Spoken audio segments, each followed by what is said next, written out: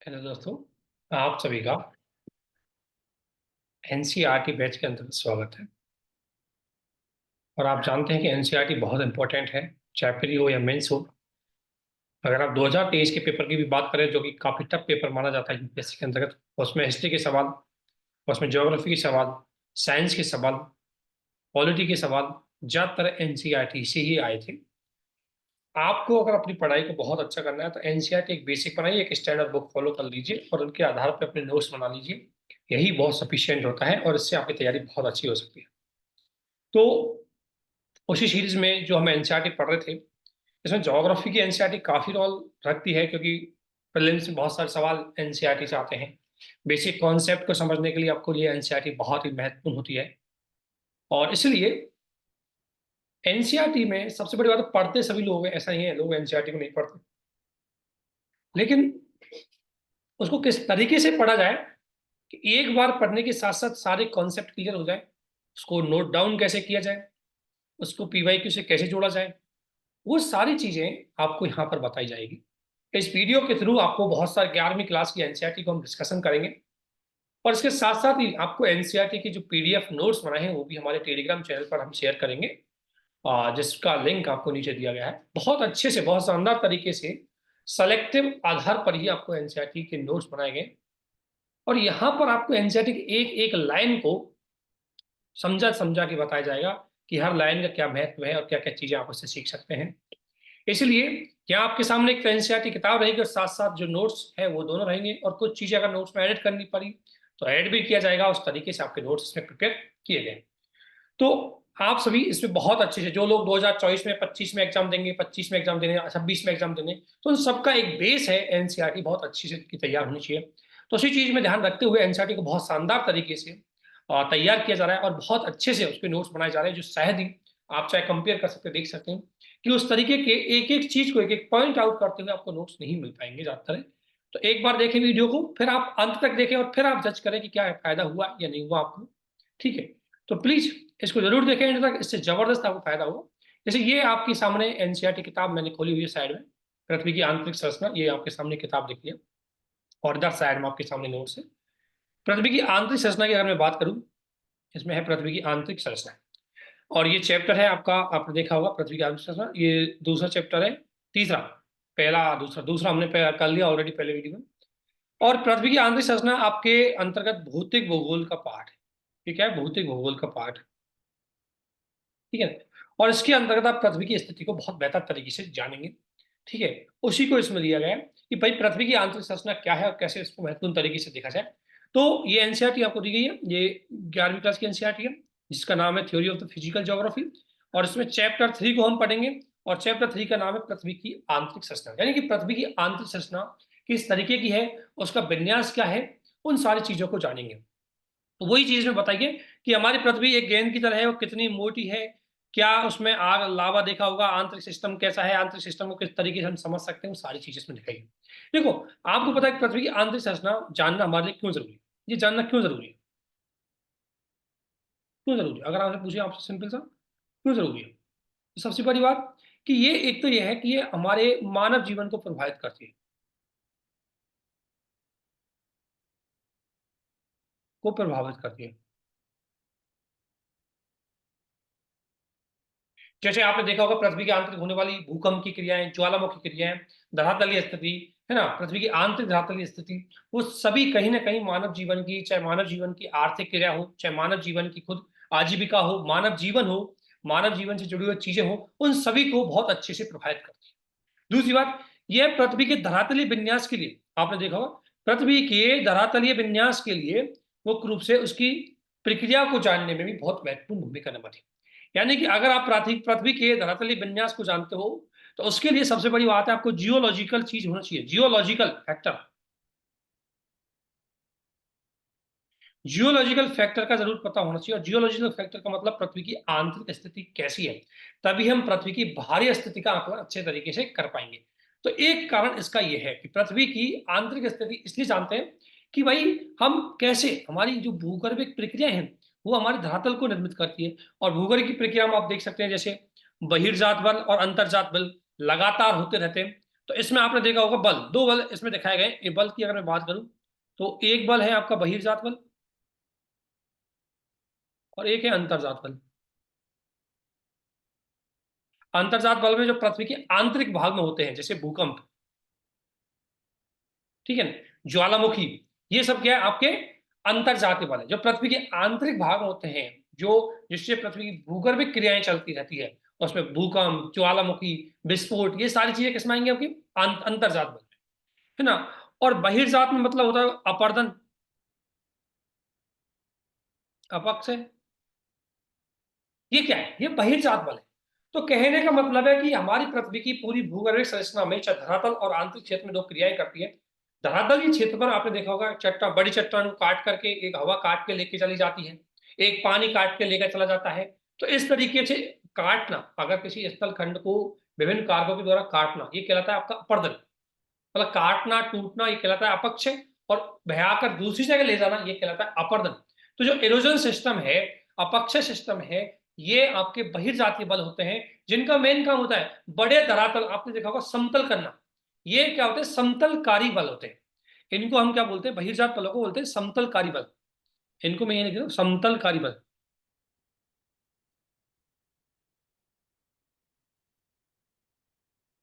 क्योंकि ये हमारे भूगर्भीय धरातल को समतल करते हैं। जैसे आपने देखा होगा, जैसे अगर कोई बड़ी चट्टान है तो हवा के द्वारा या पानी के द्वारा चट्टान को, या तापमान, विभिन्न प्रकार के कारणों के द्वारा चट्टान को तोड़ा जाएगा, फिर हवा पानी के द्वारा उसको बहा करके ले जाया जाएगा, और बहा करके जहां चट्टान, जहां पर धरातल गहरा होगा वहां जाकर के जम जाएगा। तो ऊंचा क्षेत्र बह करके छोटे क्षेत्र में, गहरे क्षेत्र में जाके चमक जाएगा, उसे बोलते हैं हम, जिससे के माध्यम से हमारा धरातल क्या हो जाएगा, समतल हो जाएगा।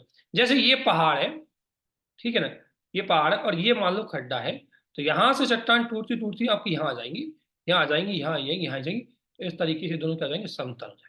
दैट्स, इसे बोलते हैं समतलकारी बल। इनमें और दूसरा होता है अंतरजातीय बल। अंतरजातीय बल जैसे भूकंप, अब भूकंप से या तो कोई खड्डा हो जाएगा, या कोई बड़ा भूस्थलीय भाग ऊपर निकल जाएगा। ज्वालामुखी, या तो विस्फोट होगा तो कोई, आपने देखा होगा, या तो विस्फोट होगा तो कोई खड्डा हो जाएगा, ठीक है। और दूसरी बात, या तो विस्फोट होगा तो कोई गड्ढा हो जाएगा, या ज्वालामुखी विस्फोट से बाहर जो पदार्थ निकलेगा, लावा निकलेगा, उससे बाहर पठार बन जाएगा, बाहर पहाड़ बन जाएगा। तो उस तरीके से क्या होते हैं, ये विषमकारी बल होते हैं, जो क्या विषम मूलक बल बोल सकते हैं, क्योंकि ये हमारे धरातलीय स्थिति को विषमतापूर्ण कर देते हैं। तो अंतरजातीय बल, जिसमें आपने देखा होगा इसमें ज्वालामुखी भी है, ठीक है, और इनको क्या बोलते हैं, विषमकारी बल। तो ये दो तीन चीजें जिनको जानना हमारे बहुत ज्यादा जरूरी होता है, ठीक है। तो पृथ्वी के विन्यास है लिखा हुआ, पृथ्वी के विन्यास को जानने के लिए हमें भूगर्भिक स्थिति का आकलन पता जरूरी है। लेकिन सबसे बड़ी समस्या यह है कि पृथ्वी की त्रिज्या लगभग कितनी है, 6370 किलोमीटर है। भाई अगर हम बात करें, यही बात इसमें लिखी गई है कि भूगर्भीय जानवरों की ज्यादा, तो ये बताया गया कि अगर अब ये सिंपल से इसमें बात देखिए कि आप सब जानते हैं मानवीय क्रिया को प्रभावित करती है, और इसलिए हमें जानना जरूरी है कि पृथ्वी में कंपन क्यों उत्पन्न होते हैं, और पृथ्वी के अंतर्गत हमने जो क्रस्ट कोर पढ़ा है, इनका विभाजन किस आधार पर, किस मानक के द्वारा किया गया है, ये हमें पता होना बहुत ही जरूरी होता है। इसलिए हम इस प्रकार की एक्टिविटी डील करते हैं, इसलिए हमें पृथ्वी की आंतरिक स्थिति को जानना बहुत जरूरी होता है, ठीक है। लेकिन अब समस्या यह है हमारी कि पृथ्वी की आंतरिक स्थिति, आपने देखा होगा, ये पृथ्वी है हमारे, अगर मान लो ये पृथ्वी है, तो इसका जो, अगर मैं बात बताऊं आपसे, ये जो क्षेत्र है, ये आपको देखा होगा, ये जो ये आपको गहराई है, ये गहराई आपके 6370 की है, मतलब 6370 किलोमीटर गहराई है पृथ्वी की। अब इसकी भूगर्भिक संरचना को जानेंगे कैसे, सबसे बड़ी समस्या है भाई, भूगर्भिक संरचना को आप जानना है, लेकिन भूगर्भ संरचना को जानेंगे कैसे। तो यहाँ पूछा गया भूगर्भिक संरचना को जानकारी के स्रोत। तो पृथ्वी की त्रिज्या, मतलब पृथ्वी की जो गहराई है, वो लगभग आपने देखी होगी 6370 किलोमीटर है, यानी कि ये यहाँ से यहाँ तक 6370 किलोमीटर है।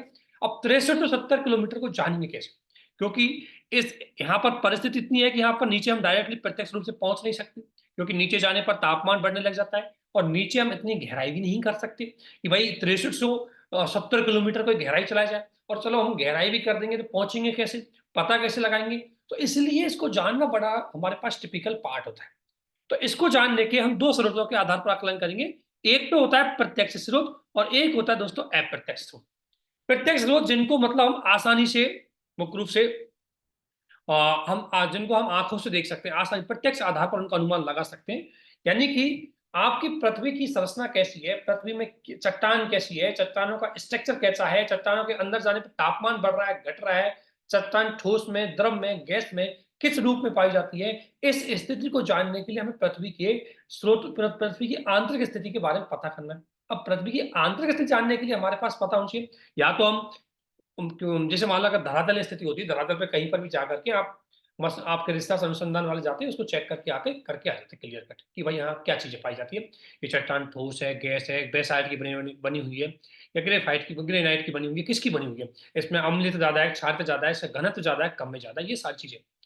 लेकिन समस्या यहाँ है कि 6370 किलोमीटर गहराई तक हम जा सकते हैं। इसलिए इसको जानने के लिए हम सामान्यतः दो प्रकार के स्रोतों का प्रयोग करते हैं। एक होता है प्रत्यक्ष स्रोत, जिनमें हम प्रत्यक्षतः उनको देखते हैं और उनके आधार पर अनुमान लगाते हैं। तो इनको क्या करते हैं, प्रत्यक्षतः देखते हैं।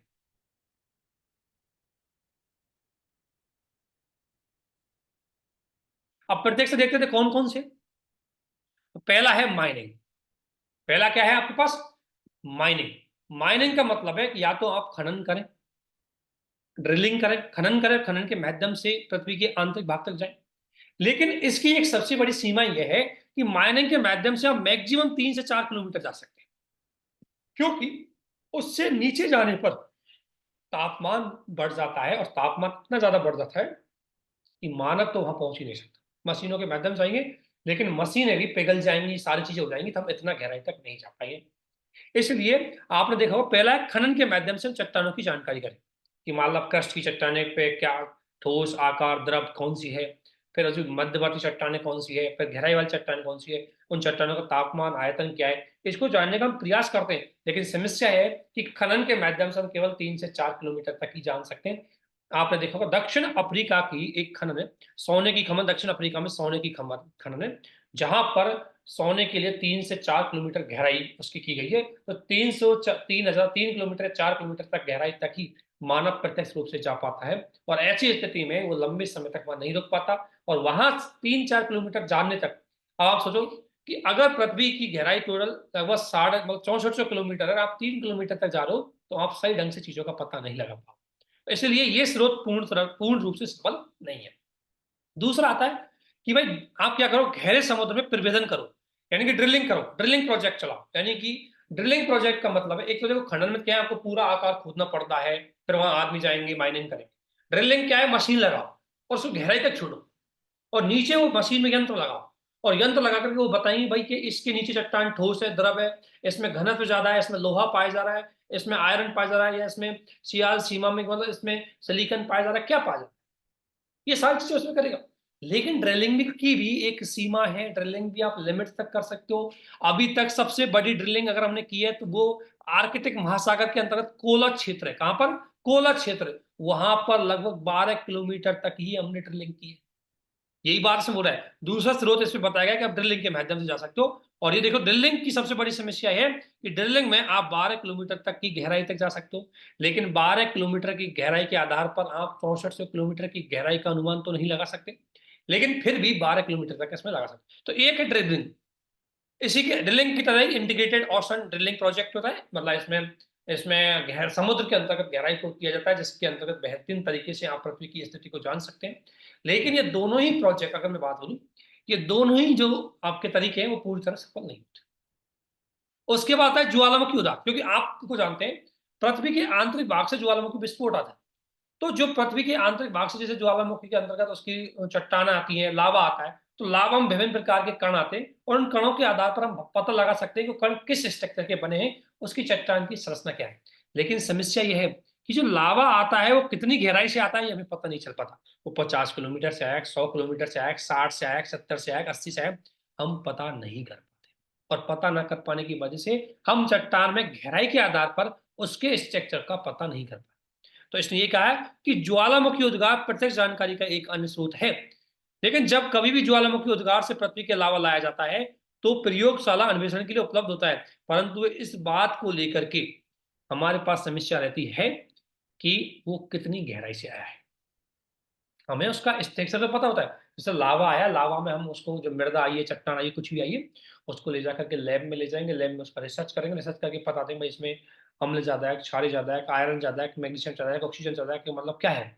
लेकिन समस्या है कि चट्टान कहाँ से आई है, 50 किलोमीटर गहराई से, 60 किलोमीटर गहराई से, 1000 किलोमीटर की गहराई से, ये पता लगाना हमारे लिए ऐसा। तो ये 4-5 जो तरीके मैंने बताए हैं, इन्हें बोलते हैं पृथ्वी की भूगर्भिक स्थिति को जानने के प्रत्यक्ष स्रोत। इनको क्या बोलते हैं, प्रत्यक्ष स्रोत। ठीक है। अब अगला आता है आपका अप्रत्यक्ष स्रोत।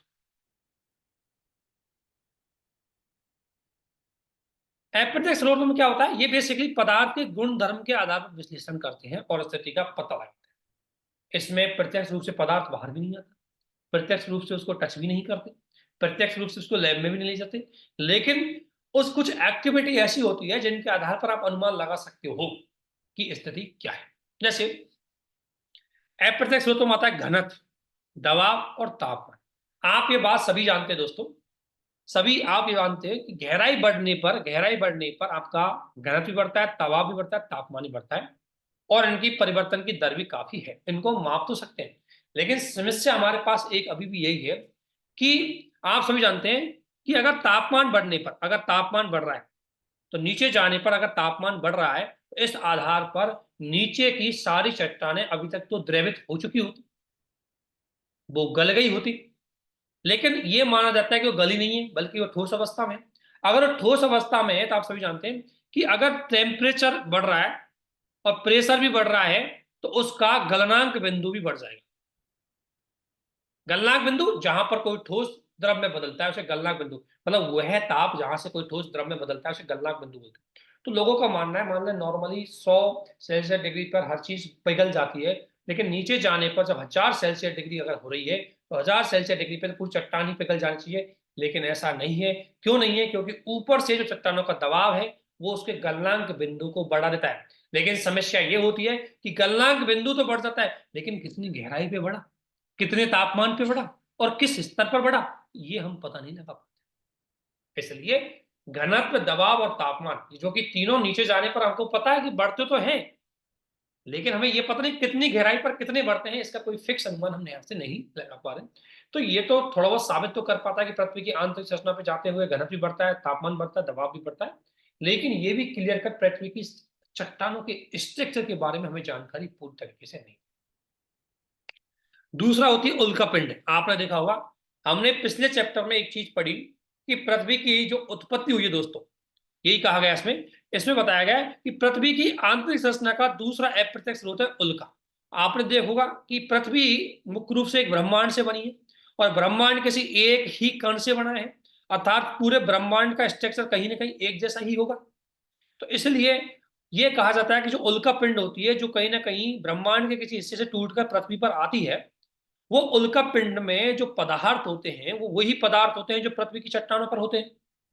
तो क्योंकि पृथ्वी उसी उल्का पिंड का पार्ट है, तो ऐसी स्थिति में हम क्या करते हैं कि इसकी पृथ्वी की संरचना का पता लगा लेते हैं, क्योंकि उल्का पिंड और पृथ्वी एक ही हिस्से के हैं। तो मेरा कहने का मतलब जैसे सिंपल सा है भाई, जैसे ये पूरा ब्रह्मांड मान लो, मोबाइल पूरा एक ब्रह्मांड है। अब ब्रह्मांड में से इस मोबाइल का एक छोटा सा हिस्सा पृथ्वी बन गई, एक छोटा सा 9 ग्रह बन गए, सब कुछ होगा, और इसी छोटे से उपग्रह मतलब पृथ्वी के इस कण में से एक उल्का निकल के आया। अब देखो, उल्का किसी कारणवश से मतलब पृथ्वी के वायुमंडल में प्रवेश कर जाता है और मुख्य रूप से धरती पे गिर जाता है। अब धरती पे गिरा है तो हम उसको, वो ज्यादा गहराई पे नहीं जाएगा, उसको हम क्या कर सकते हैं, स्टडी कर सकते हैं, और स्टडी के आधार पर ये अनुमान लगा सकते हैं कि इसमें क्या क्या कण कितनी गहराई पर पाए जाते हैं। तो वही कण, वही चट्टान का स्ट्रक्चर, वही चट्टान की संरचना धरती के अंदर भी पाई जाए। इस आधार पर भी हम अनुमान लगा सकते हैं। उल्का पिंड मुख्य रूप से हमारी स्थिति को जानकारी के स्रोत में दे सकते हैं। इसके अलावा एक होता है, इसके अलावा और भी स्रोत होते हैं जो जानकारी देते हैं, गुरुत्वाकर्षण, चुंबकीय बल और भूकंपीय क्रिया। ये तीनों अप्रत्यक्ष स्रोत होते हैं जो पृथ्वी की स्थिति को जानने का सबसे बड़ा साधन है। दोस्तों सबसे बड़ी बात है गुरुत्वाकर्षण। गुरुत्वाकर्षण की सबसे बड़ी खास बात है कि ये ध्रुवों पर अधिक व भूमध्य रेखा पर कम होता है। और क्योंकि क्यों कम होता है, इसका मतलब ये कि गुरुत्वाकर्षण बल होता है वो द्रव्यमान पर निर्भर करता है। आप सभी जानते हैं गुरुत्वाकर्षण बल होता है वो द्रव्यमान पर निर्भर करता है, जिसका ज्यादा द्रव्यमान होगा उसका गुरुत्वाकर्षण बल उतना ही अधिक होगा। ऐसी स्थिति में हम अनुमान लगा सकते हैं कि ध्रुवों पर गुरुत्वाकर्षण बल यदि ज्यादा है तो द्रव्यमान भी ज्यादा होगा, अर्थात चट्टानों का ध्रुवों पर होने वाली चट्टान है उनका क्या होगा, उनका मुख्य रूप से उनका द्रव्यमान ज्यादा होगा। भूमध्य रेखा की चट्टान है, उनका गुरुत्वाकर्षण बल कम है, तो उनका द्रव्यमान कम होगा। इसी को ही हम क्या बोलते हैं, गुरुत्वीय विसंगति कहते हैं। इसी को क्या बोलते हैं दोस्तों, ग्रेविटी एनोमली। ग्रेविटी एनोमली का मतलब होता है कि पृथ्वी के हर क्षेत्र पर गुरुत्वाकर्षण बल समान नहीं पाया जाता। गुरुत्वाकर्षण बल वो होता है जो दूसरे भूखंड को अपनी ओर आकर्षित करता है। तो ये गुरुत्वाकर्षण बल पृथ्वी पर हर जगह अलग अलग पाया जाता है, और इसका अलग अलग पाए जाने का कारण है पृथ्वी पर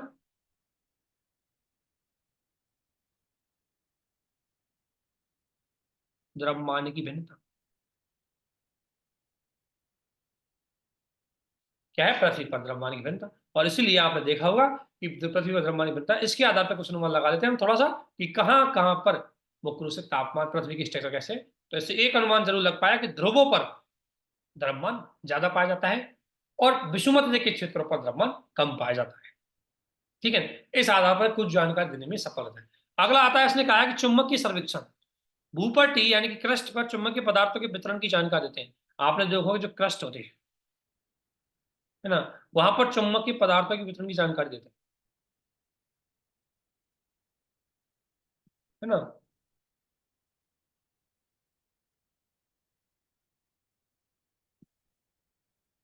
तो इसके आधार पर भी हम अनुमान लगा सकते हैं कि बेसिकली आपका किस चट्टान का संरक्षण किस तरीके से है।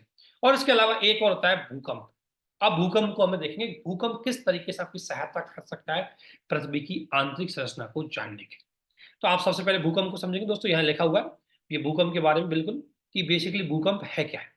अगर हम बात करें तो देखो, भूकंप आप सभी जानते हैं ये क्या है, ये सबसे बड़ी बात है, ये अंतर्जात बल है। ये क्या है, अंतर्जात बल।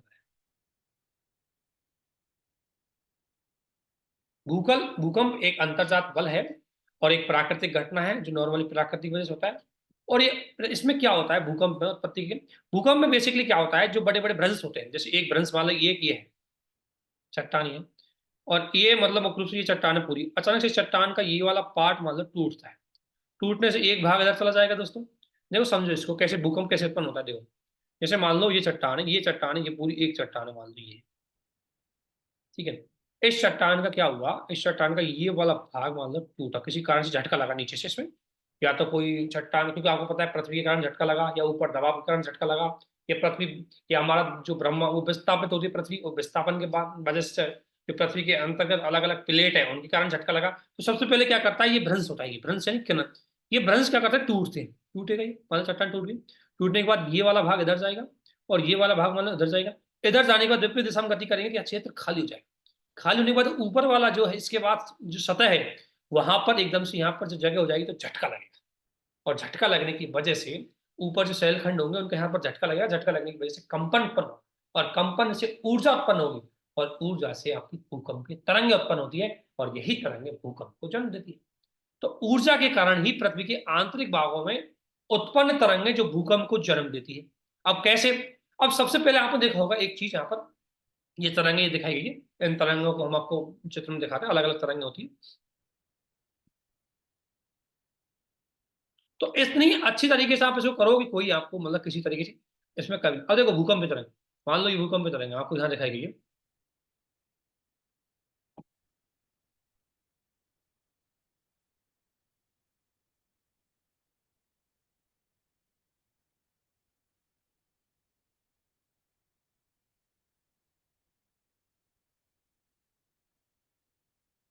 देखो ये भूकंप की तरंग है मान लो, ठीक है, जिसको हम आगे पढ़ेंगे, भूकंप की तरंग को आगे पढ़ेंगे। लेकिन देखो सबसे पहले आपने एक चीज देखी होगी यहाँ पर, कि जहां पर पृथ्वी पर सबसे पहले, जैसे मान लो ये हमारी पृथ्वी है, ये हमारी पृथ्वी है, और ये अंदर का क्षेत्र है और ये बाहर सतह है, ठीक है, ये समझ गए, ये अंदर का क्षेत्र है, बाहर सतह है। इसको मैं दूसरी तरीके से मान सकता हूँ चित्र को, इसको ऐसे बना सकता हूँ देखो। तो ये है अंदर का क्षेत्र और ये है हमारा सतह। अब मान लो जहां सबसे पहले पृथ्वी की आंतरिक क्षेत्र में सबसे पहले, जहां आंतरिक सबसे पहले भूकंपीय वेव निकलती है, सबसे पहले जहां पृथ्वी के आंतरिक भाग में झटका लगता है उसे बोलते हैं फोकस। तो ये क्या हो गया, फोकस। जहां पर सबसे पहले दिखाया गया ना इसमें, कि जहां पर ये फोकस, फोकस का मतलब वह स्थान जहां पर पृथ्वी में सबसे पहले क्या होता है, ऊर्जा उत्पन्न होती है, कंपन उत्पन्न होता है। जहां पर सबसे पहले झटका लगता है पृथ्वी के आंतरिक भाग में, उसे बोलते हैं फोकस। तो ये क्या होगा दोस्तों, जहां पर सर्वप्रथम पृथ्वी के आंतरिक भाग, इसे बोलते हैं आंतरिक तरंग निकलती है, इसे बोलते हैं फोकस। और फोकस में जब जैसे तरंग लगी, सबसे पहले यहाँ ओरिजिन हुई, उसके बाद तरंगे ऐसे जाने लग जाएगी, ऐसे जाने लगी। तो ये तरंगे जो जा रही है, इसको बोलेंगे, ये तरंग है, इसी फोकस को हाइपोसेंटर भी बोलते हैं, जाना। फोकस का नाम ही हाइपोसेंटर है, इसी फोकस को हम हाइपोसेंटर बोलते हैं। और हाइपोसेंटर का मतलब सेंटर से बाहर ऊर्जा निकलने लग जाती है, तरंगे अलग अलग दिशाओं में निकली। और यही तरंगे जैसे निकलते निकलते निकलते निकलते, जैसे मान लो ये धरती है, ये धरातल, और इस धरातल पर जहां सबसे पहले धरातल पर ये लगेंगी, पृथ्वी की सतह पर जहां सबसे पहले फील होंगी, उसे बोलेंगे एपिसेंटर। तो यहां क्या हो जाएगा आपका एपिसेंटर, ये क्या होगा एपिसेंटर। और एपिसेंटर ध्यान रखना दोस्तों, ये एपिसेंटर मुख्य रूप से इस केंद्र के 90 डिग्री पर होता है, 90 डिग्री पर एपिसेंटर है वो, मुख्य रूप से फोकस के 90 डिग्री पर होता है। क्यों होता है वो आपको मैं आगे बताऊं। क्योंकि भूकंपीय तरंगों में एक तरंग होती है एस तरंगे, जो ऊर्ध्वाधर चलती है। और ये देखो, ये एस तरंगे होती है दोस्तों, और एस तरंगे ये चलती है ऊर्ध्वाधर, ये 90 डिग्री का कोण बनाती है। और पी तरंगे होती है समांतर चलती है, यो पी तरंग यो चलती है, एस तरंगे यो चलती है, यो एस तरंगे 90 डिग्री में चलेंगी। तो इसलिए जो एस तरंगों की वजह से 90 डिग्री पर बनाती है, ये चीज आप देखो। अब इस चार सब समझ गए, फोकस क्या है, एपिसेंटर क्या है, और ये मतलब मुख्य रूप से हाइपोसेंटर क्या है। हाइपोसेंटर सेम सेम एपिसेंटर ही होता है, ठीक है। इसके बाद आती है दोस्तों भूकंपीय तरंगे। अब हम भूकंपीय तरंगों को देखेंगे, इन्हें बोलते हैं अर्थ क्यूब वेव।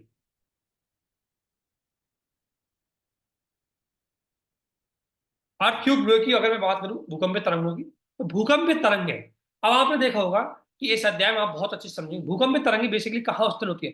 बेसिकली इनका ऑरिजिन जो लिथोस्फीयर का, यानी कि स्थल मंडल होता है। भूकंपीय तरंगे स्थल मंडल में ही होती है, आप सभी जानते हैं। और स्थल मंडल लगभग लगभग 200 किलोमीटर की गहराई तक होता है, ये हम आगे देखेंगे। स्थल मंडल है दोस्तों, 200 किलोमीटर की गहराई तक पाया जाता है।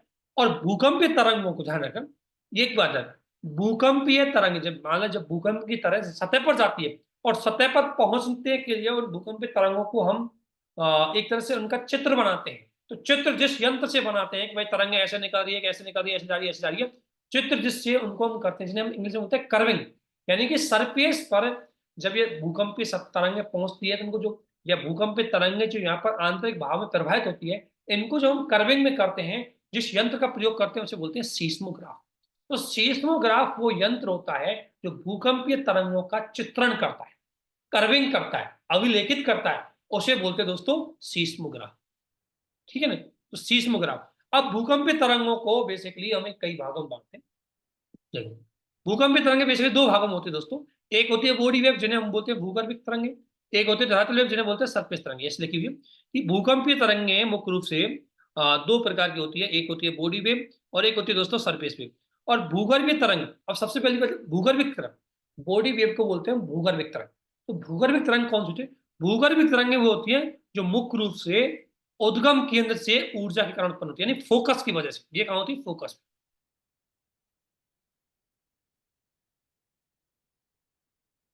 ध्यान रखना, भूगर्भिक बॉडी तरंगे, भूगर्भिक तरंगे बेसिकली ऑरिजिन कहाँ से होता है, फोकस पे होता है। और जब ये फोकस यानी कि भूगर्भिक तरंगे वो अब अधिक केंद्र से निकलने के बाद तो धीरे धीरे धरातल पर पहुंचती है, और धरातल की सतह पर जो तरंगे उत्पन्न होती है उन्हें बोलते हैं हम सरफेस तरंग। तो ये भूगर्भिक तरंगों में धरातलीय सैलाबों के मध्य उत्पन्न होने वाली झटकों की वजह से उत्पन्न होती है। नीचे से गई और ऊपर चट्टान है, उसमें झटका दिया, तो उस चट्टान चट्टान के ऊपर झटका लगा, तो वो भी एक तरह से गतिशील हो जाएगी, वो भी कंपन करेगी, उसे बोलते हैं हम धरातलीय तरंग। और ये सबसे ज्यादा विनाशकारी होते हैं क्योंकि धरातल पर यही आके पहुंचती है। बाकी भूगर्भिक तरंगे तो आंतरिक क्षेत्र में रह जाती है, ठीक है। अब ये आप ध्यान रखना, इन भूकंपीय तरंगों की खास बात यह है, दो तीन चीजें इसमें आपको लिख लेनी है, लिख लेनी। देखो इनसे क्या होता है, इनकी खास बात है, पहली बात, समान रासायनिक संगठन में सीधी चलती है, वह अलग अलग में अपवर्तन व परावर्तन होता है। कैसे? जैसे मान लो ये जो नॉर्मल है, अगर चट्टाने अगर हम बात करें तो बेसिकली ये होता है कि ये समान रासायनिक संघटन, जैसे द्रव में चल रही है तो द्रव में एक दिशा से चलेगी, गति चलेगी, सीधी चलेगी। लेकिन दिक्कत है कुछ ऐसी तरंगें होती है जैसे एस तरंगें होती है, एस तरंग द्रव में नहीं चलती। तो एस तरंग, जैसे एस तरंगें चलती है, मान लो एस तरंग ठोस में चल रही है, मान लो ये वाला क्षेत्र ठोस है, ये वाला द्रव है, तो एस तरंग यहाँ से चल रही है तो इसमें निकल जाएंगी, लेकिन जैसे द्रव आया एस तरंग इसमें नहीं जाएंगे, ऐसे चल जाएंगे। इसी का वजह रिफ्लेक्ट हो जाएंगे, परावर्तित हो जाएंगे। तो इसलिए अगर समान रासायनिक संगठन है तो इसका मतलब, अगर तरंगें सीधी चल रही है इसका मतलब हम मानेंगे वो समान रासायनिक संगठन। अगर तरंगें परिवर्तित होकर चल रही है इसका मतलब अलग अलग रासायनिक संगठन से चट्टानें बनी हुई है। इसलिए भूकंपीय तरंगें पृथ्वी की आंतरिक संरचना को जानने में हमारा एक महत्वपूर्ण साधन के रूप में काम करती है। ठीक है, इसलिए और दूसरी बात दूसरी बात यह है कि गहन, मतलब अगर मैं कहूं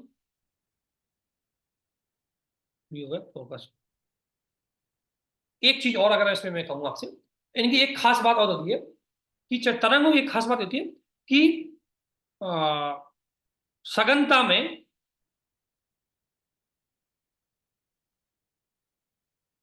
गति ज्यादा, विरलता में कम। ठीक है, एक ही है इनका। अब देखो भूगर्भिक तरंगे जिन्हें हम बोलते हैं, अगर भूगर्भिक तरंगों की हम बात करें तो भूगर्भिक तरंगे भी दो प्रकार की होती है, मैंने आपको बताया। और भूगर्भिक तरंगे जो पृथ्वी के आंतरिक भाग में फोकस के क्षेत्र से उत्पन्न होती है, और पृथ्वी का आंतरिक भाग होती है, जिसमें एक होती है पी तरंग, एक होती है एस तरंग। पी तरंगे क्यों? क्योंकि इन्हें हम प्राइमरी तरंगे बोलते हैं। ये कौन सी होती है? प्राइमरी वेव, क्योंकि ये सर्वप्रथम फोकस पे उत्पन्न होती है और धरातल पर सर्वप्रथम पहुंचती है। सबसे पहले उत्पन्न फोकस पे उत्पन्न होती है और ये सबसे पहले सरफेस पे पहुंचती है। और सरफेस का मतलब ये फोकस से एपिसेंटर तक सबसे पहले पहुंचती है। इनका मतलब है ये फोकस से और एपिसेंटर तक सर्वप्रथम पहुंचती है।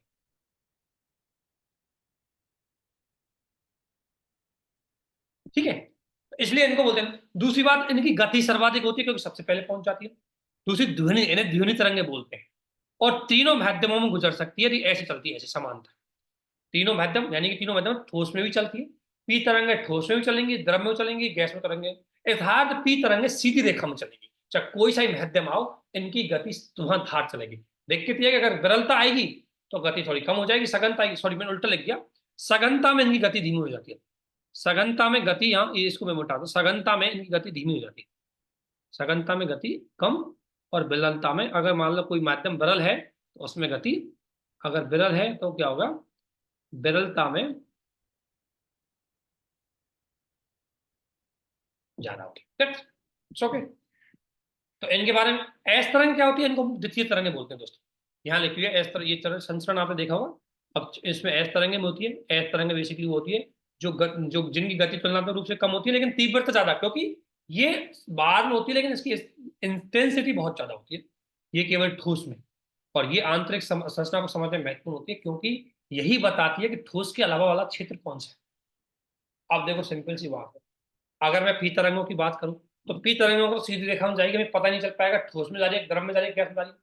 लेकिन एस तरंगे हमें बता देगी। अगर एस तरंगे जा रही है इसका मतलब वो क्षेत्र ठोस तो पक्का ही है, और एस तरंगे जिस क्षेत्र में नहीं जा रही है इसका मतलब ठोस तो नहीं है, वो या द्रव या गैस है। इस आधार पर हम पृथ्वी की आंतरिक संरचना जानने में हमारे पास ये बहुत महत्वपूर्ण भूमिका निभाती है एस तरंगे। और एस तरंगे ऐसी चलती है, ये एस चलती है ऐसे 90 डिग्री कोण बनाती हुई चलती है, तो इसे बोलते हैं एस तरंगे या द्वितीय तरंग। इसके बाद होती है दोस्तों धरातलीय तरंगे, मैंने ऑलरेडी पढ़ ली। धरातलीय तरंगे जिन्हें हम एल तरंगे बोलते हैं, इसमें एक तरंग होती है एल तरंग, ये धरातल तरंग होती है और ये सर्वाधिक विनाशकारी होती है और एक जिग जैग के आकार में चलती है। कैसे चलती है? ऐसे। इसलिए आपने देखा होगा यही हमारी धरातलीय सतह पर आती है, इसलिए चट्टानों की जब भूकंप आता है तो हमारी चट्टान इसी प्रकार से टूटती है, दीवार इसी प्रकार से टूटती, सीधी नहीं टूटती, जिग जैग आकार में टूटती है, और उसका कारण होता है धरातलीय तरंग। ठीक है, इसके बाद अगर हम आगे बढ़े इसमें, अब सबसे बड़ी आपने चीज होगी छाया क्षेत्र का उद्भव। छाया क्षेत्र क्या होता है? सामान्य छाया क्षेत्र वह क्षेत्र होता है जहां पर सीस्मोग्राफ, सीस्मोग्राफ एक यंत्र है जो भूकंपीय तरंगों की दिशाओं को अभिलेखित करता है, उनकी उनकी गति को, उनको मतलब कहाँ होकर जाके उनको अभिलेखित करता है, कर्विंग करता है। लेकिन कुछ ऐसा क्षेत्र होता है जहां पर कोई भी तरंगें प्रभावित नहीं होती, उसे ही हम छाया क्षेत्र बोलते हैं। यानी वे क्षेत्र जहां पर सीस्मोग्राफी यंत्र पर कोई भूकंपीय तरंगें अभिलेखित नहीं होती, ये बोला छाया क्षेत्र। यानी कि ऐसे क्षेत्र, नॉर्मली भूकंप जो सीस्मोग्राफ होता है वो दूरस्थ स्थानों से आने वाली भूकंपीय तरंगों को ग्राफित करता है, लेकिन ये ऐसा क्षेत्र होता है जहां पर भूकंपीय तरंगें नॉर्मली प्रभावित नहीं होती, उसे बोलते हैं हम छाया क्षेत्र। अब देखते हैं, देखो अभी मैं आपको चित्र से दिखाता हूँ।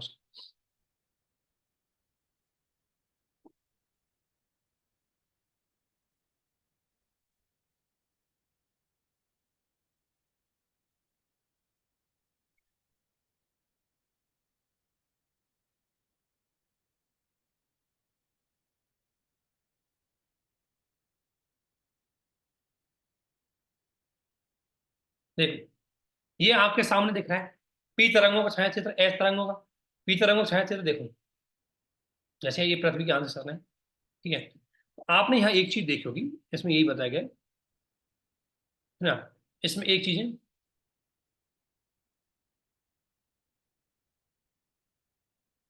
ऐसे क्षेत्र जो भूकंपीय छाया क्षेत्र कहा जाता है, विभिन्न भूकंपीय घटनाओं का अध्ययन पता करते हैं कि एक भूकंप का एक छाया क्षेत्र दूसरे भूकंप के छाया क्षेत्र से सर्वथा भिन्न हो सकता है।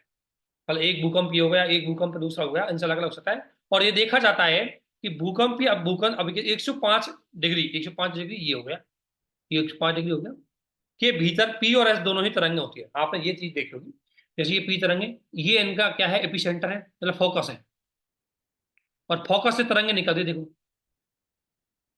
ये तो है दोस्तों एस तरंगे, और ये तरंगे जा रही है, आपने सीधी देखी होगी, ये होगी आपकी कौन सी, पी तरंगे। अगर मैं आपको इसमें से दिखाता हूँ, ठीक है ना, तो ये आपको मैं काली वाली जो दिखा रहा हूँ, ये है आपकी पी तरंगे, क्योंकि पी तरंगे सीधी जाएंगी। पी तरंगे सीधी इसलिए जाएंगी क्योंकि पी तरंगे हर माध्यम में निकलती है। अब आपने एक चीज इसमें देखी होगी इसमें, तो एक चीज इसमें अर्थात, मतलब यहाँ अर्थात ये है कि एस पी और एस तरंगे बोलते हैं, तो 105 डिग्री पर, 105 डिग्री आपने देखा होगा, 105 डिग्री पर पी एंड एस दोनों तरंगे प्रभावित होती है।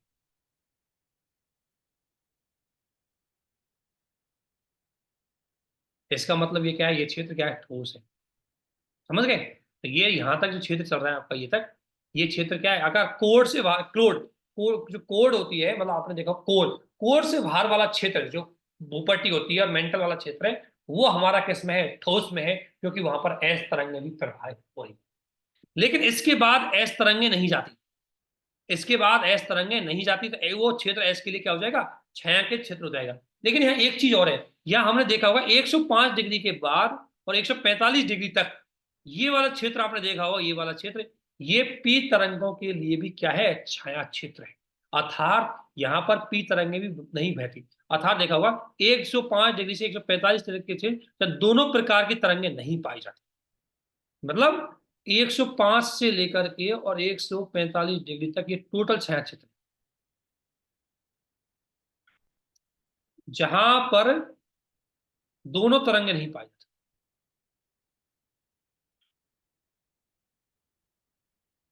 ठीक है, ठीक है। अर्थात 105 से परे पी तरंग नहीं पाती, एस तरंगों का छाया क्षेत्र पी तरंगों के छाया क्षेत्र से अधिक विस्तृत है। ये तो आप सभी जानते हैं। एस का तो देखो, ये भी छाया क्षेत्र एस का बहुत ज्यादा विस्तृत है।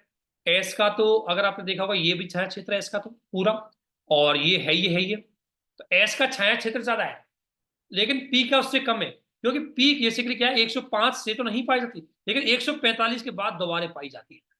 पी तरंगे 145 के बाद दोबारा प्राप्त हो जाती है। इस आधार पर अगर हम देखेंगे, तो इस आधार पर यह है कि पी तरंगों की तुलना में एस तरंगों का छाया क्षेत्र ज्यादा होगा, क्योंकि एस तरंगे द्रव माध्यम में नहीं प्रवाहित होती है, जबकि जो पृथ्वी का आंतरिक भाग होता है कोर, वो द्रव होता है, इसलिए वहां पर एस तरंगे प्रभावित नहीं होती, इसलिए वो छाया क्षेत्र होता है। जबकि पी तरंगों का छाया क्षेत्र केवल 105 डिग्री से 145 डिग्री के बीच में होता है, जहां पर पी तरंगे अपवर्तित हो जाती है, रिफ्लेक्टिव हो जाती है। इस आधार पर आपने एक चीज देखी जो मैंने अभी आपको बताई, कि अगर तरंगे सीधी चलेंगी, अर्थात वो एक जैसे माध्यम में चल रही है, ठीक है, जैसे यहां तक चल रही है सीधी, ये इसका मतलब यहाँ एक जैसा माध्यम है, इधर भी चल रही है। लेकिन अगर वो रिफ्लेक्टिव होने चल गई, तो इसका मतलब यहाँ वाला ये माध्यम चेंज हो जाएगा, ये क्या है, तरल, और ये क्या है, ठोस। इस आधार पर पृथ्वी की रासायनिक संरचना के बारे में हम पता लगा सकते हैं, चट्टानों के स्ट्रक्चर के बारे में पता लग सकते हैं कि कितनी गहराई पर क्या क्या होता है। इसके बाद दोस्तों आपने सुना होगा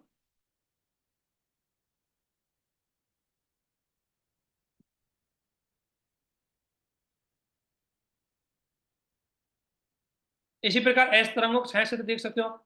देखो एस तरंगों को छाया क्षेत्र देखो।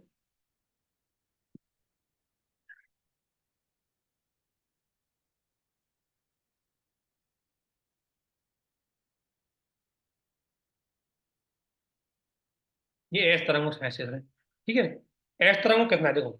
अब इसमें मैं आपको थोड़ा सा हाईलाइट कर देता हूँ, देखो आप खुद ही समझ जाएंगे, मैं हाईलाइट कर देता हूँ।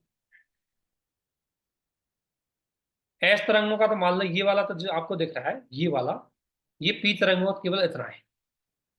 पी तरंगों का 105 से 145 डिग्री के बीच में 40 डिग्री तक ही छाया क्षेत्र है। जबकि एस तरंगों को देख सकते हो यहां से लेकर के यहां तक, यानी कि पूरा, ये पूरा छाया क्षेत्र है, आप सोच सकते हो। तो आप सोच सकते हो कि एस तरंगों का छाया क्षेत्र ज्यादा है, क्यों है, ये भी कारण अब बेसिकली आपके समझ में आ गया होगा। ठीक है ना। इसको मैं नीचे में दिखाता हूँ।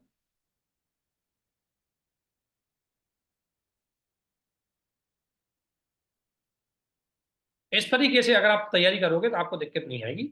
अब इस तरीके से क्लियर हुआ है कि आप कोई भी बुक में पढ़ोगे, कोई भी नोट्स में पढ़ोगे, इससे बेहतर कोई चीज नहीं होगी।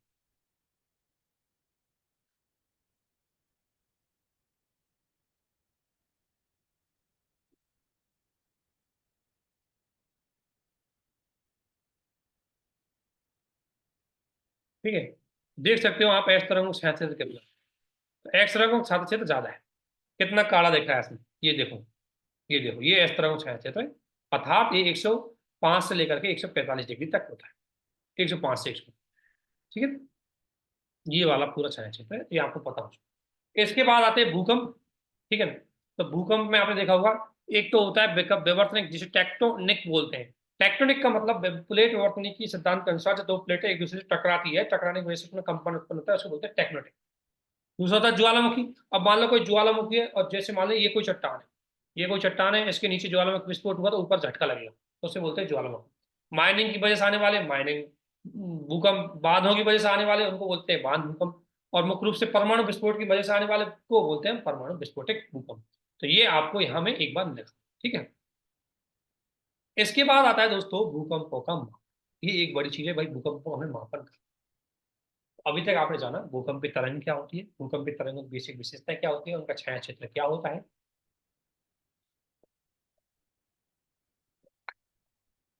अब आप जानोगे भाई भूकंपों का मापन। देखो सीस्मोग्राफ यंत्र तो उनकी जो भूकंप की तरंग है ना उनको रिफ्लेक्ट करता है, वो उसकी तीव्रता वगैरह नहीं मापता, वो दिखाता है कि इस क्षेत्र में भूकंप की तरंग गुजरी है, इसमें पी गुजरी है, इसमें एस गुजरी है।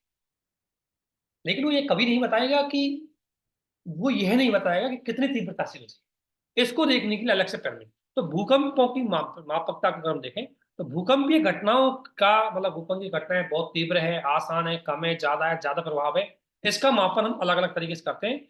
उनका मापन हम भूकंप की तीव्रता के आधार पर करते हैं। तीव्रता मतलब ऊर्जा की मुक्ति, ऊर्जा कितनी तेज गति से रिलीज हुई, उसी की वजह से वो उतना ही प्रभाव छोड़ेगी। तो ऊर्जा की जो वो है वो हम मांगते हैं रिएक्टर स्केल, कि ऊर्जा कितनी तेज गति से मतलब निकली उसको मापते हैं। तो ऊर्जा को मुक्त कितनी तेज गति से हुई है उसकी तीव्रता को मापने के लिए हम रिएक्टर स्केल लेते हैं। और रिएक्टर स्केल 0 से 10 तक होता है। अर्थात आपने देखा होगा जीरो, जीरो बार एक, दो, तीन, चार, ऐसे करते करते 10 तक होता है।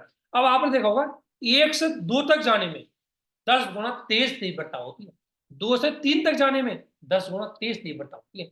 इसलिए ये अगर मान लो 5 की तीव्रता का आया तो इसका मतलब 6 की तीव्रता से आने वाला 5 की तीव्रता से 10 गुना ज्यादा है। इसमें रिएक्टर स्केल का मतलब है कि भूकंप की ऊर्जा को मापता है। ठीक है ना। इसके अलावा होता है एक मर्केली स्केल। मर्केली स्केल मापेगा भूकंप की ऊर्जा के बाद उसके होने वाले नुकसान को। और ये बेसिकली 1 से लेकर के 12 तक होता है इसका नंबर। तो इस आधार पर हम भूकंप को अलग अलग तरीके से माप सकते हैं। जैसे भूकंप के अगर प्रभावों की हम बात करते हैं, भूकंप में क्या क्या प्रभाव पड़ सकते हैं। तो ये भूकंप के प्रभाव है। भूकंप में बहुत सारे प्रभाव पड़ते हैं। अगर भूकंप आए तो भूकंप, देखो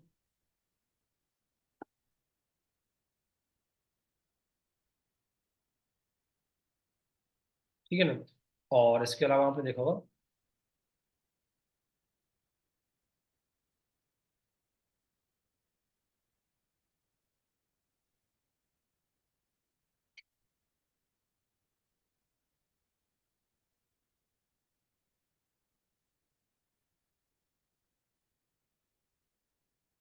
देखो भूकंप से क्या क्या प्रभाव पड़ते हैं। आपने देखा होगा ये भूकंप है, मान लो भूकंप आ रहा है, तो देखो इसमें सिंपल सी बात है।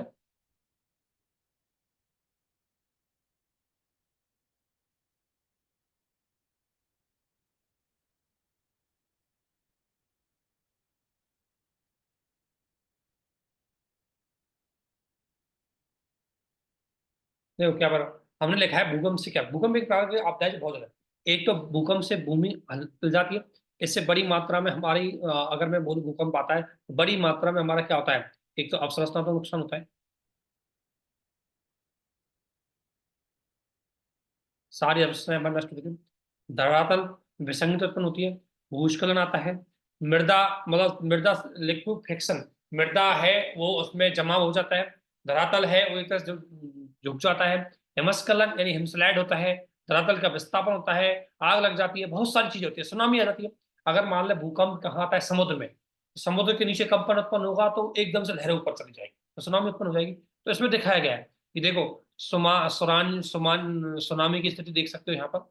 इसके अलावा यहाँ ज्वारी लहर चल रही है। यहाँ ज्वारी लहरों की वजह से एक बड़ा विनाश हो रहा है। ये सब क्या है? भूकंपों की वजह से आवाज टूट गई। तो यहाँ पर दिखाया गया कि भूकंप का किस तरीके से प्रभाव हो रहा है, अलग अलग, मतलब कितना नुकसान कर सकते हैं। आपने देखा होगा एक भूकंप आया है, तो उस समय गुजरात में 26 जनवरी 2001 को जो भूकंप आया, उसमें बड़ी मात्रा में लोगों की डेथ हुई थी। तो जन धन की हानि होती है, बहुत सारी चीजें होती है इसमें। आपने देखा भूकंप द्वारा ये एक क्षेत्र आपको दिखाया गया है, एलओसी के अंतर्गत बहुत बड़ी मात्रा में नुकसान हुआ था। जो वहां आया था भूकंप आपके जम्मू कश्मीर में, वहां पर। तो भूकंप बड़ी मात्रा में आपका यह नुकसान करता है। जैसे अगर मैं बात करूं यहाँ पर, ये देखो, ये दिखाया गया है इसमें कि भूकंप की वजह से नुकसान का एक दृश्य उरी एलओसी में भूकंप आया, उससे पुल ही टूट गया पूरा। तो भूकंप पे मुख्य रूप से धरातलीय स्थिति को खराब कर देता है, अवसंरचना को नुकसान पहुंचाते हैं। ये भूकंप के बेसिकली क्या होते हैं, प्रभाव होते हैं। भूकंप की वजह से सुनामी को जन्म होता है, वो सारी चीज आती है। अब आता है भूकंप की आवृत्ति। दोस्तों एक होता है भूकंप की तीव्रता, यानी कितनी स्पीड से आया, उसका कितना रिएक्टर एनर्जी निकाली उसने, और रिएक्टर पैमाने पर कितना है। एक होता है फ्रीक्वेंसी, कि भूकंप कितनी बार आ रहा है, उसे बोलते हैं तीव्रता। और तीव्रता अलग अलग क्षेत्रों में अलग अलग होती है। और बेसिकली जिन क्षेत्रों में भ्रंश होते हैं, जैसे आपने देखा होगा हिमालय क्षेत्र, हिमालय क्षेत्र भ्रंश है क्योंकि एशियन प्लेट और हिंद महासागर, इंडियन प्लेट और एशियन प्लेटों के टकराने की वजह से हिमालय का उदय हुआ। तो दोनों प्लेटें टकराती हैं, तो भ्रंश उत्पन्न होता है, कंपन उत्पन्न होता है, भूकंप उत्पन्न होता है। इसी प्रकार आपने देखा होगा जापान का द्वीपीय क्षेत्र,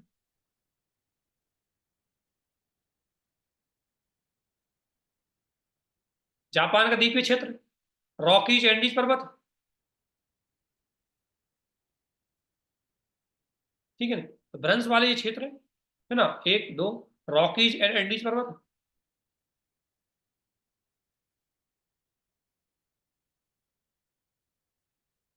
यहाँ पर भूकंप का रेपिटेशन ज्यादा होता है, और इसका रेपिटेशन होने का मतलब है कि यहाँ पर भ्रंश अधिक तीव्रता से होता है। और तीव्रता वाले भूकंप जिनके रिएक्टर पैमाने पर तीव्रता 8 से 12 होती है, जो बेसिकली जापान वाले क्षेत्र में ज्यादा आते हैं, उनकी तीव्रता अपनी तेज गति से होती है। और ये तीव्रता किस पे मांगी गई है, 8 से 12 वाली मर्क्यूरी पर।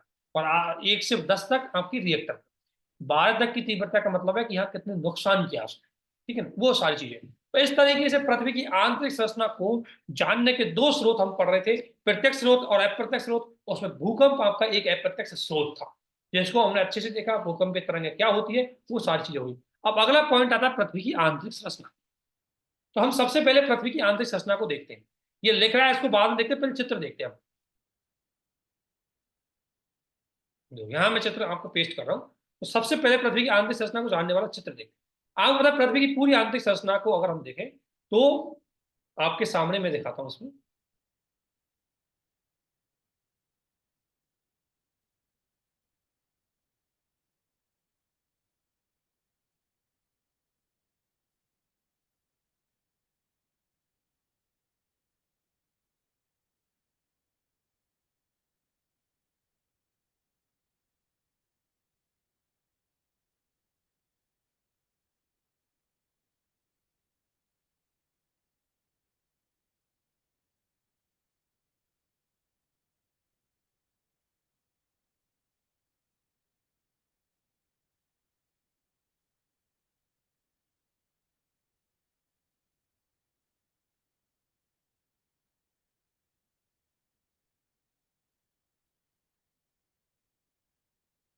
देखो, ये पृथ्वी के आगे संरचना को यहाँ लेके आए, इसको यहाँ बढ़ा देंगे।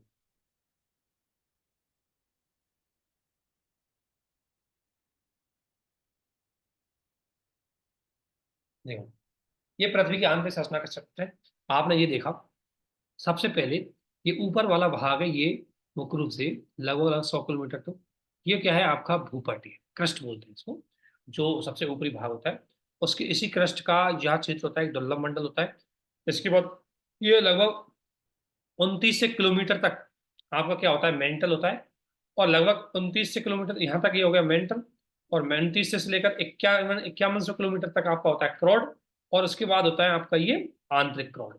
इसको बोलते हैं दोस्तों बाह्य क्रॉड, और इसको बोलते हैं दोस्तों आंतरिक।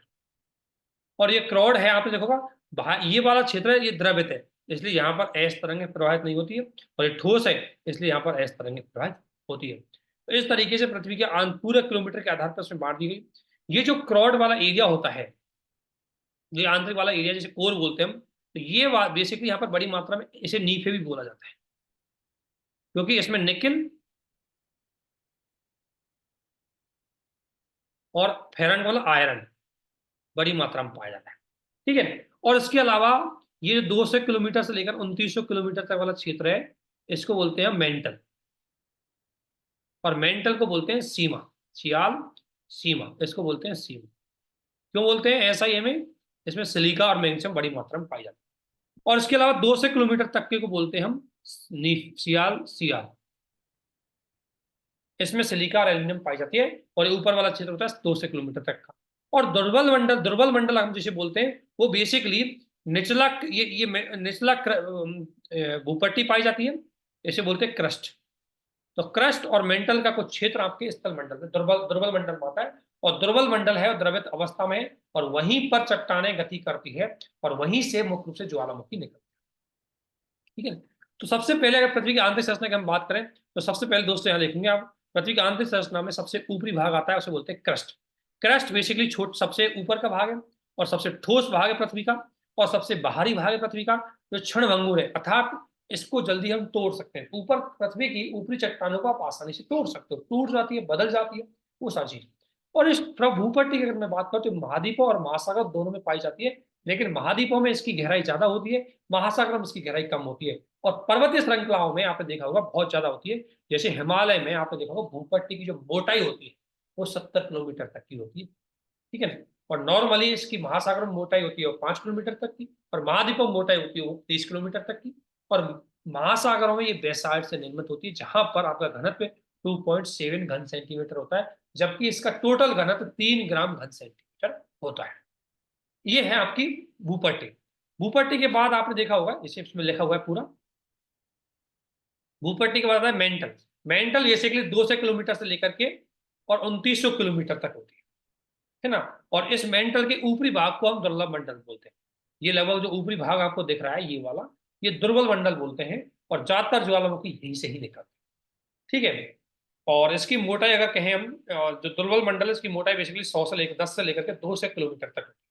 तो दुर्बल मंडल की अगर मैं बात करूं यहाँ पर, दुर्बल मंडल इसे बोलते हैं बेसिकली हम एस्थेनोस्फीयर। और ये 10 से लेकर के और 200 पीएम तक। ठीक है, ये आपको ध्यान रखना है। बेसिकली इसका होता है ऊपरी मेंटल में ही मुख्य रूप से दुर्बल मंडल पाया जाता है। इसके बाद क्रॉड, आप सभी जानते हैं क्रॉड भूकंपीय तरंगों को समझने में सबसे महत्वपूर्ण होती है, क्योंकि हमने जब देखा ज्वालामुखी, तो ये क्रॉड वाले क्षेत्र में भूकंपीय तरंगें गति नहीं करती, क्योंकि जो द्रवित वाली क्रॉड है जिसे बोलते हैं बाह्य क्रॉड, तो बाह्य क्रॉड वो द्रविक पदार्थ से बनी होती है, जहां पर ऐसे तरंगें गति नहीं कर पाती, क्योंकि ऐसे तरंगें द्रव में माध्यम में गति। जबकि आंतरिक जो क्रॉड, इसकी क्रॉड जिसे कोर बोलते हैं, तो आंतरिक कोर में मुख्य रूप से क्या होती है, ठोस अवस्था में, द्रव अवस्था में, द्रव ठोस अवस्था में होती है, जहां पर भूकंपित तरंगें पाई जाती है। इस तरीके से पृथ्वी की एक आंतरिक संरचना में पता लग जाती है। ठीक है। और इसको नीफे बोलते हैं, क्योंकि इसमें निकेल आयरन पाया जाता है। तो यहां तक आप समझ गए कि पृथ्वी की आंतरिक संरचना कितनी है। तो इसको टोटल माना जाता है 0 से 200 तक मुख्य रूप से हो गया आपका क्रस्ट। 200 से लेकर के 5100 किलोमीटर तक नीचे तक हो जाएगा आपका मेंटल। और 5000 से लेकर के लगभग लगभग, सॉरी, 0 से 200 तक हो गया आपका मेंटल, 200 से 29 तक हो गया आपका, 0 से और 200 तक क्रस्ट, और 200 से 29 तक मेंटल, और 2900 से लेकर के आपका 63-78 तक कोर पाई जाती है, और कोर के 2 भाग है जो आपको ध्यान में रखना। यहीं से क्वेश्चन आपके आते हैं। इसके बाद आता है दोस्तों ज्वालामुखी, और ज्वालामुखी से निर्मित होने वाली कृतियां। ज्वालामुखी बेसिकली आप सभी जानते हैं, ज्वालामुखी का मतलब एक क्रिया होती है जिसके माध्यम से, यानी क्रिया ये अंतरजातीय बल है, ये भी क्या है, अंतरजातीय। तो ज्वालामुखी बेसिकली एक अंतरजातीय बल होता है जिससे पृथ्वी के आंतरिक भाग से मेग्मा, ध्यान रखना मेग्मा बेसिकली द्रवित पदार्थ होता है जो गैस, प्राप्त तरल पदार्थों से मिलकर बना होता है। अब ये मेग्मा जब पृथ्वी के आंतरिक भाग में होता है जैसे मेग्मा बोलते हैं, जब ये पृथ्वी के धरातल पर आ जाता है विस्फोट के माध्यम से, तो इसे लावा बोलते हैं। जैसे ये मान लीजिए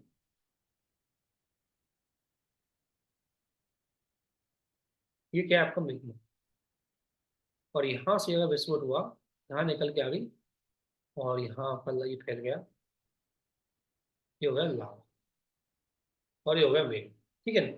तो मुख्य रूप से लावा मेघमा है तो एक ही बात है, लेकिन आंतरिक क्षेत्र में होता है जैसे लावा मेघमा बोलते हैं, बाहर आकर के फैल जाता है, वो लावा बोलता है। और चूंकि बाहर क्षेत्र में जल्दी सूख जाता है, ठंडा हो जाता है, इसलिए आपने देखा होगा कि लावा जल्दी ठंडा हो जाता है और जम जाता है। मेघमा द्रवित अवस्था में ज्यादा रहता है पृथ्वी के आंतरिक भाग, ठीक है। इसमें आप देख सकते हैं गैस, राख कुछ भी आ सकती है, और सक्रिय ज्वालामुखी लगातार ज्वालामुखी निकलते रहते हैं। तो ये इसमें बोला है कि जब तरल चट्टान पदार्थ दुर्बल मंडल में निकलकर धरातल पर आती है, तो तब ये पदार्थ मेंटल के ऊपरी भाग में है या मेग्मा करता है, यानी कि आंतरिक भाग में। मेंटल का ऊपरी भाग दुर्बल मंडल कहाँ पर होता है, ये दुर्बल मंडल। तो ज्वालामुखी कहाँ से उत्पन्न होते हैं, ज्यादातर दुर्बल मंडल। ऐसा क्यों होता है दुर्बल मंडल में?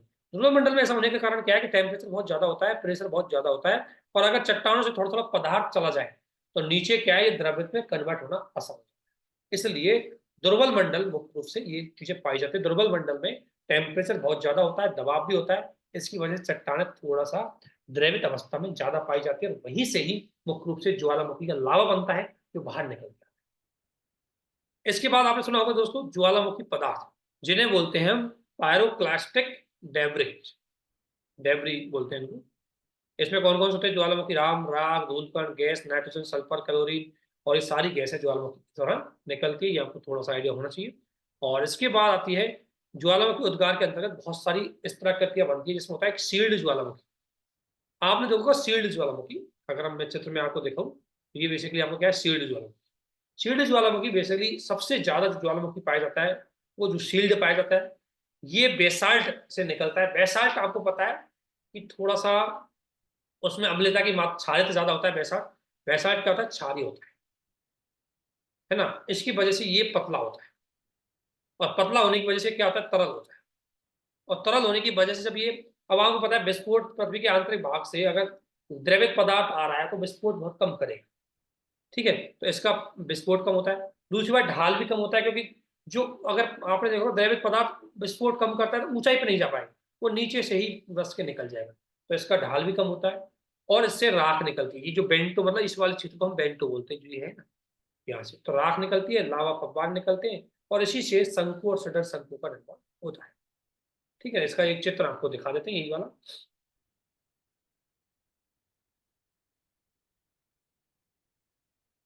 ठीक है।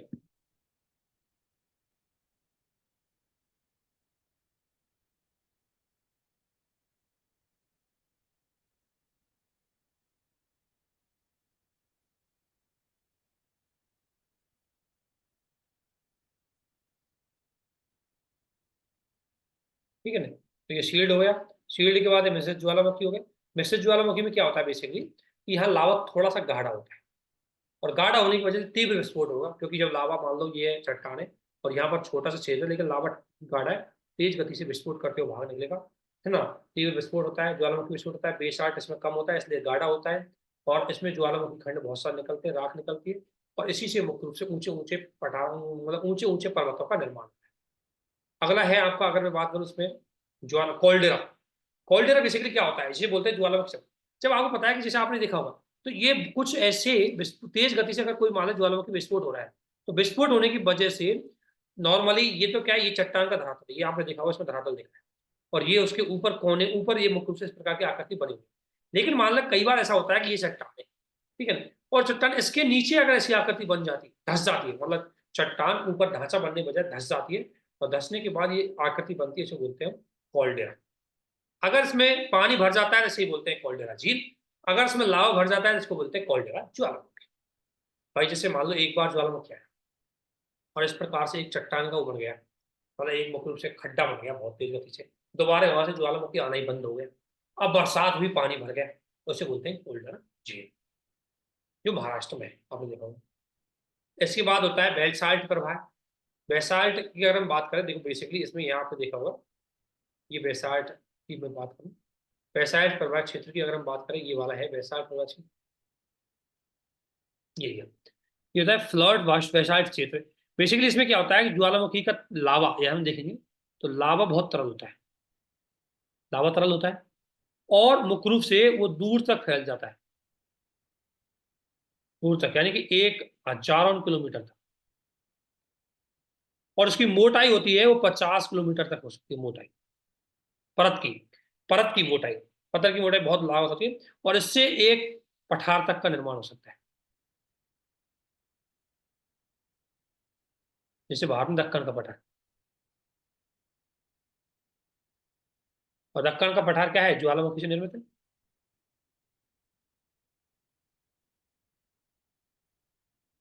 और बैसाल्ट पठार है, इसलिए वहां पर काली मिट्टी बहुत ज्यादा पाई जाती है। ठीक है, तो ये आपने देखा होगा कि बेसिकली दक्कन ट्रम्प आपने देखा होगा। तो ट्रम्प क्या होता है कि जब ज्वालामुखी होता है, ज्वालामुखी से जो लावा निकलता है बहुत पतला होता है, पतला हो जाता है, बहुत दूर तक फैला जाता है, फिर लावा निकलता है, फिर फैलता रहता है, तो 50 किलोमीटर तक ऐसी ऊंची परत बन जाती है, और लगभग लगभग 1000 किलोमीटर दूर तक वो फैला रहता है, तो उससे एक मुख्य रूप से धरातल या पठार का निर्माण होता है, उसे बोलते हैं हम मुख्य रूप से दक्कन का पठार, उसी का।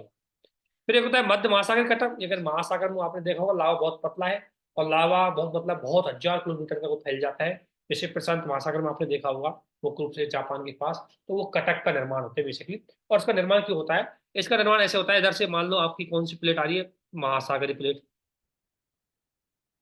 इधर से वो आपकी कौन सी आ रही है, महासागरीय प्लेट, और इनमें क्या होता है बेसिकली बेल्ट वैसार से निर्मित होती है, वैसार से निर्मित होती है तो लावा पतला बनता है, पतला बनता है तो विस्फोट भी कम होता है, और इस तरह सतही सतह पर फैल जाता है। ठीक है, जैसे आर्कटिक क्षेत्र में आपने जितने भी कटक देखे होंगे इसी का भाग है। ठीक है, इसके अलावा ज्वालामुखी के अंतर्गत आंतरिक अंतर्वेदी, मतलब आकृति का मतलब जो अंदर बनती है, आप सभी जानते हैं आंतरिक सेल और बाह्य सेल। आंतरिक सेल मुख्य रूप से मेग्मा द्वारा निर्मित होती है, बाह्य सेल मुख्य रूप से लावा द्वारा निर्मित होती है, और लावा के जमने से आपने देखो आगे चट्टाने बनती है। अब वो चट्टाने आंतरिक भाग में जमेंगी तो इनको आंतरिक आगे चट्टाने, अगर बाह्य क्षेत्र में जमेंगी तो बाह्य चट्टाने कहा जाता है। ठीक ठीक है, हम आगे चट्टानों को पढ़ेंगे और इसको डिटेल से पढ़ेंगे। और इसी के अंतर्गत हमारे यहाँ विभिन्न प्रकार की आकृतियां बनती है, जिसमें हम अलग अलग देखें, मैं थोड़ा सा आकृति को आपको बता देता हूँ इसमें।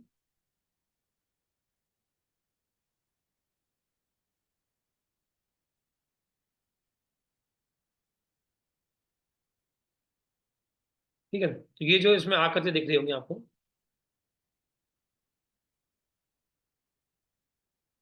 ये देखो, ये पूरी आकृति दिखाई गई है।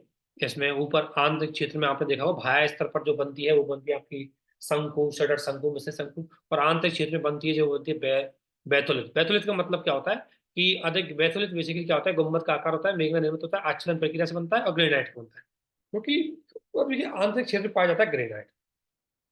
तो मैग्मा जब बनता है तो ग्रेनाइट से बनता है, और बाह्य आकर के जो बनती है वो मुख्य रूप से आपके बेसाल्ट से बनती है, उसको आप थोड़ा देख लेना। ये लेकोलिथ, ये आपने इसमें देखोगे आप लेकोलिथ, अगर मैं आकृति आपको बता रहा हूँ तो लेकोलिथ आकृति बेसिकली है लेकोलिथ। देखो ये कट करके बन रही है एक आकृति छोटी सी, तो लेकोलिथ हो गई। तरल मतलब बेसिकली एक समतल क्षेत्र है लेकिन उसमें से बीच में कटिंग हो जाती है तो लेकोलिथ हो गई। और लेकोलिथ प्रस्तरीय आकार होती है, ये फेगोलिथ इस प्रकार की होती है, डायक मतलब खड़ा हुआ था, दक्कन की तरफ में बड़ी मात्रा में पाए जाते हैं। तो ये बेसिकली जो आकृति होती है जो आपसे पूछी जाती है, यूपीएससी पूछती है कि आंतरिक आकृति कौन सी है, बाह्य आकृति कौन सी है, वो आपको थोड़ा सा पता होना चाहिए। अब हम इसमें से कुछ क्वेश्चन एक बार कोशिश करते हैं देखने की। जैसे एक क्वेश्चन तो ये लिख लेना मेंस के लिए, मेंस के लिए क्वेश्चन है, ठीक है, इसको आपको लिखना है।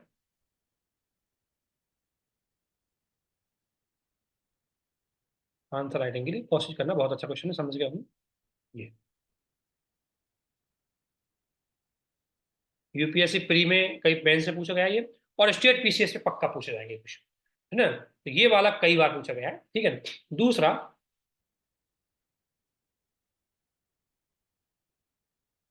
भूकंपीय